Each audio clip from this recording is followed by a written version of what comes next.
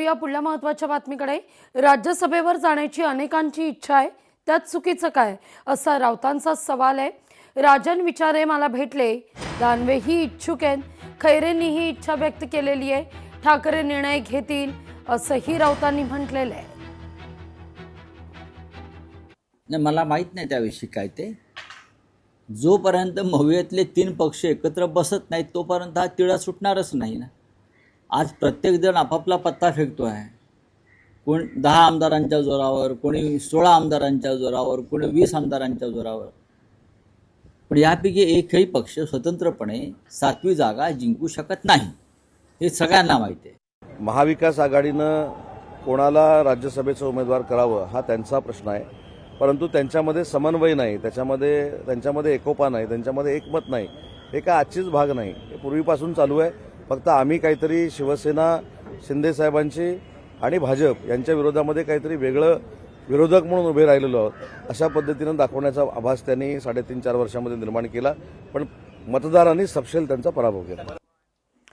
स्वतः मंत्री वेळेत आले नाहीत, भाषा दिनाला असे कार्यक्रम लावतात आणि वेळेत येत नाहीत असं वक्तव्य आमदार सचिन अहिर यांनी केलंय।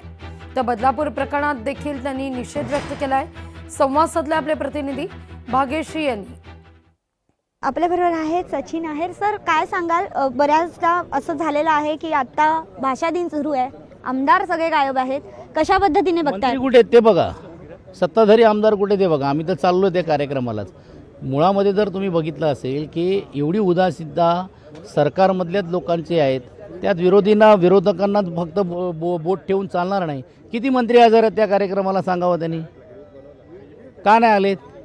आणि दुर्दैव असं आहे की या राज्यामध्ये की आम्ही ज्यावेळी मराठीचा मोठ्या प्रमाणावरती ब्रँड म्हणून, संवाद म्हणून, क्रांतिकारक, समाजसुधारक ह्यांच्या ज्या भूमिका मांडत असताना मग ते आमच्यावरती आरोप केला जातो राजकारण। आज आमचा पक्षाचा पण मोठा कार्यक्रम आम्ही बिर्ला मातोश्रीमध्ये ठेवलेले आहेत। तर शासकीय कार्यक्रमामध्ये जायचं नाही जायचं हे आमच्यावरती तर आहेतच आहेत, पण सत्ताधारी आमदारांचा काय हा मूळ प्रश्न आहे। सावरकरांना पुन्हा एकदा पुरस्कार देण्यास आम्ही स्वागतार्ह आहे आणि हे उशिरा आलेला शहाणपण आहे। आम्ही तर नेहमीच भांडतोय, बोलतोय, पण ते होत नाही। मराठी भाषा दिनाबद्दल सगळेच आमदार अनुपस्थित आहेत, यावर बोलताना मंत्री पण उपस्थित नसल्याचं वक्तव्य जे आहे ते सचिन अहिर यांनी केलेलं पाहायला मिळतंय। व्हिडिओ जर्नलिस्ट विनोदसह मी भाग्यश्री प्रधान आचार्य, लोकशाही मराठी, मुंबई। लोकशाही मराठी ऐका, पहा, जागरूक रहा।